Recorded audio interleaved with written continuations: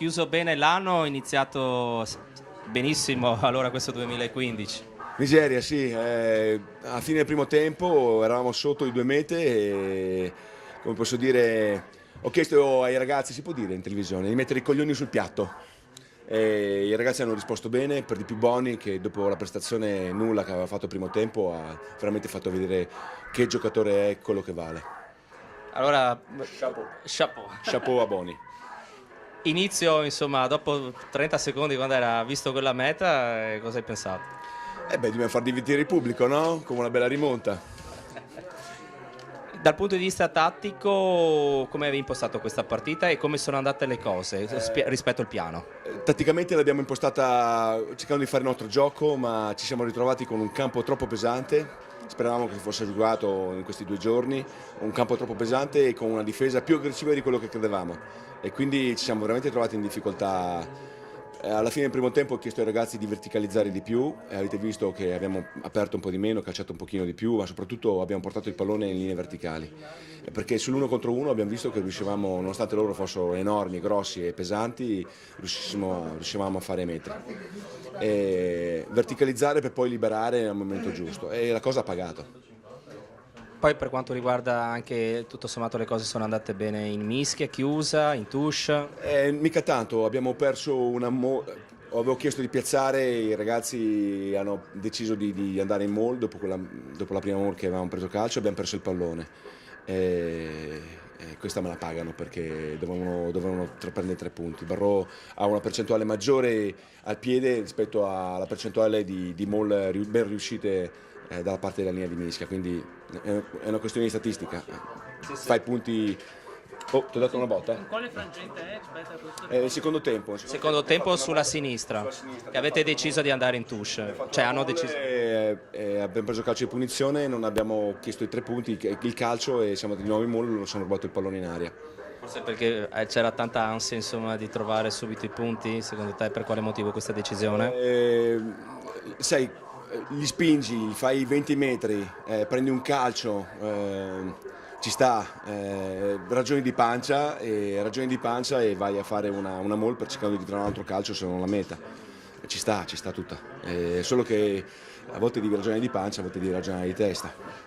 Per quanto riguarda così, insomma, la difesa, anche nei momenti di difficoltà, insomma, ci sono state un paio di azioni, se non sbaglio, che la squadra avversaria è arrivata a pochi centimetri dalla linea di meta e lì c'è stata grande foga agonistica, insomma, grandi placaggi. Sì, hai detto tutto tu, posso ripetere quello che hai detto tu. Grandi placcaggi, foga agonistica e la linea di meta che è stata una bella saracinesca. Bravi tutti quanti, hanno veramente fatto vedere di che pasta sono fatti. Una partita, ragazzi, siamo andati sotto 17-6, 17-6 il primo tempo e abbiamo svangata 23-20, quindi abbiamo fatto 17 punti nel secondo, giusto? 17 punti nel secondo tempo. Veramente bravi ragazzi, è una bella vittoria che si sono conquistati con la pancia e con la testa.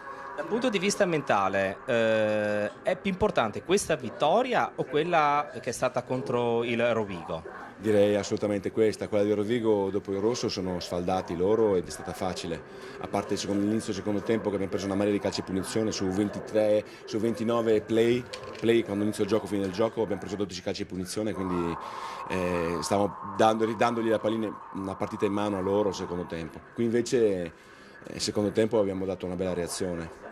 31 punti. Siamo un po' altalenanti. 31 punti dopo 8 giornate. È un bilancio che magari è sopra le aspettative, secondo te? Rispetto magari a un inizio un po' così, un po' difficile, che chiaramente ci si poteva anche aspettare, visto insomma, il fatto che erano stati cambiati diversi giocatori in questa rosa. Noi abbiamo cambiato 18 giocatori e la grande paura, quello che pensavamo di fare anche se le velleità erano sempre quelle di arrivare in playoff, era quella di cercare di stare a galleggiare a metà classifica, 18 cambi con tanti giovani entranti, quella era la prospettiva. Si sono rivelati invece dei giovani talentuosi con gli attributi.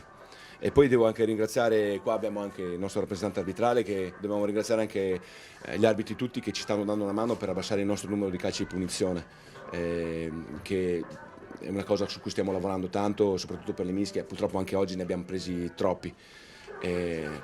Abbiamo visto che a bassi calci di punizione le partite più disciplina e le partite non arrivano a casa, quindi ringraziare anche la compagine arbitri che ci stanno dando le direttive giuste. Ecco. Era importante anche sfruttare al meglio il fattore casalingo in queste partite, no? Il pubblico qua oggi ci ha fatto veramente sentire, oltre l'allenatore in panchina che ha urlato quanto loro, si è fatto veramente sentire e credo che sia la marcia in più.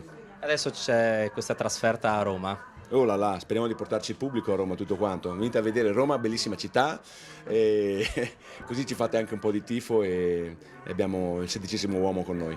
Insomma, dopo il panettone anche la Befana passata bene. Sì, allora niente carbone nella calza da parte del nostro presidente, ci metterà qualche dolcetto che daremo anche a voi giornalisti, dai.